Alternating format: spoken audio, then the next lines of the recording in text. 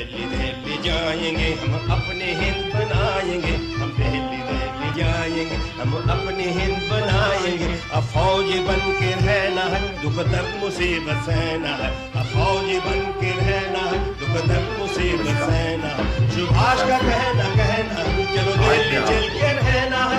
सुभाष का कहना चलो दिल्ली चल के रहना है।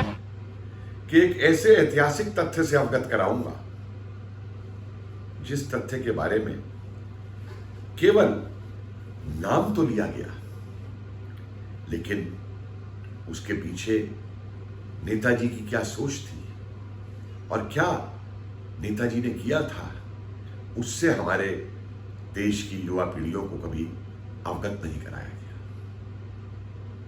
ये तथ्य है, आजाद हिंद सरकार बनने के बाद नेताजी द्वारा आजाद हिंद दल, जी हां, आजाद हिंद दल की स्थापना किया जाना।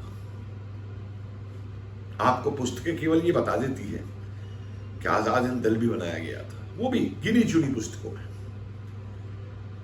लेकिन हमारे इतिहासकारों ने कभी ये नहीं बताया कि आजाद हिंद दल क्या था। नेताजी ने 4 जुलाई 1944 के दिन भाषण देते हुए ये कहा था कि आज हमारे पास एक ऐसा संगठन है, आजाद हिंद दल, जो संगठन प्रशासन के पूरे कार्यों को आजाद हिंदुस्तान के अंदर पूरा करेगा। आज हम पे एक ऐसा संगठन है जो प्रशासन की हर मांग को पूरा करेगा।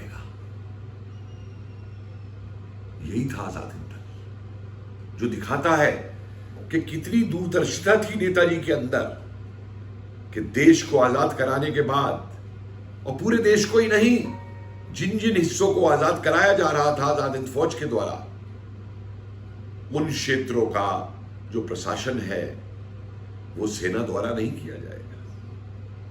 उनका प्रशासन नागरिक प्रशासन द्वारा होगा। और इसीलिए रंगून और सिंगापुर के अंदर 2 कैंप बनाए गए थे, 2 ट्रेनिंग कैंप बनाए गए थे, जिनमें नेताजी ने जो प्रवासी भारतीय थे उनकी क्षमताओं के आधार पर उनको चुन करके उनको प्रशासनिक तौर तरीकों से अवगत कराया गया। और वो प्रशासनिक तौर तरीके वो नहीं थे जैसे अंग्रेज भारत पे शासन करते थे।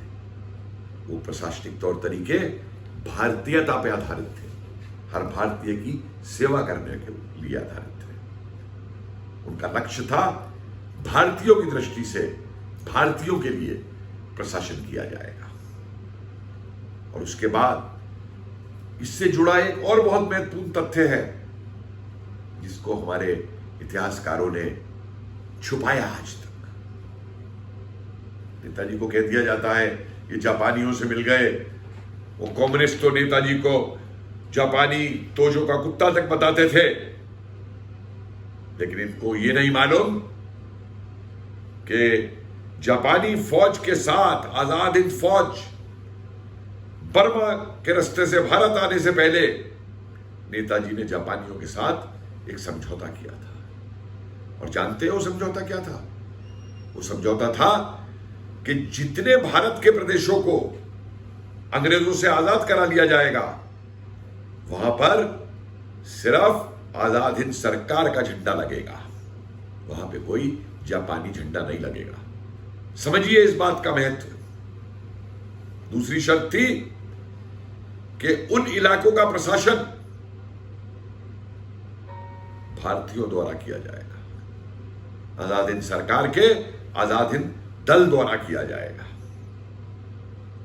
कितनी महत्वपूर्ण थी ये चीजें कि नेताजी केवल भारत की सोच रहे थे और एक ऐसी प्रशासनिक सेवा की सोच रहे थे जो अंग्रेजों की आईसीएस को चुनौती देती है।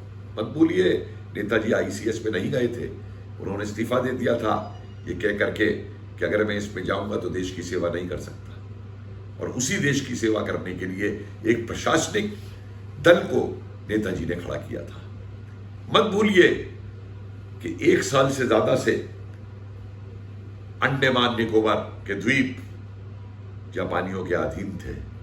नेताजी ने जापानियों को बाध्य किया था कि ये हमारे भारत के प्रदेश हैं, यह हमारे भारत का इलाका है, यह आजाद हिंद सरकार को दिया जाए, और नेताजी ने उसको दिया था। और लोकनाथन को, अपने ही व्यक्तियों को वहां पे प्रशासनिक अधिकारी बनाया था। जब कोहिमा, नागालैंड और मणिपुर के इलाके आजाद हिंद फौज ने स्वतंत्र करा लिए थे, तो उन इलाकों के अंदर जो वहां के हमारे ट्राइबल थे, नागा भाई, मेती, मणिपुरी, कुकी, इनके जो दल थे, इनके जो मुखिया थे, उनको वहां पे प्रशासनिक कार्य दिया गया अंग्रेजों से छीन करके। और कई आजाद हिंद दल के जो ट्रेनिंग प्राप्त व्यक्ति थे, वो मोरांग से होते मोरांग तक पहुंचे, कोहिमा तक पहुंचे, और उन जगहों पे उन्होंने प्रशासन किया। एक पूरी स्कीम कि गांव का प्रशासन तक कैसे होगा, वहां पे बना करके और लागू की गई। एसी चटर्जी ने अपनी किताब में सब कुछ लिखा। मंत्री थे नेताजी के आजाद हिंद सरकार के, लेकिन हमारे इतिहासकारों ने इन तथ्यों को एक तरफ उठा के रख दिया, क्योंकि नेताजी ने एक ऐसी सरकार दी थी, आजाद हिंद सरकार, जो हर तरीके से एक संपूर्ण सरकार थी। और उस सरकार ने केवल आजाद हिंद फौज ही नहीं बनाई थी, बल्कि आजाद हिंद फौज के बहादुरों द्वारा जिन इलाकों को अंग्रेजी शासन से मुक्त कराया था, उन पे शासन करने के लिए नागरिकों का आजाद हिंद दल भी बनाया था।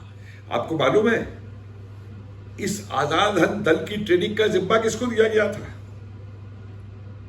लेफ्टिनेंट कर्नल एहसान कादिर को, और कृष्णलाल पंटा को इसका सचिव बनाया गया था। और पूरी रूपरेखा इनको ट्रेनिंग देने की, जबकि नेताजी खुद चेयरमैन थे, उनकी देखरेख में लेफ्टिनेंट कर्नल एहसान कादिर ने बनाई थी। नमस्कार।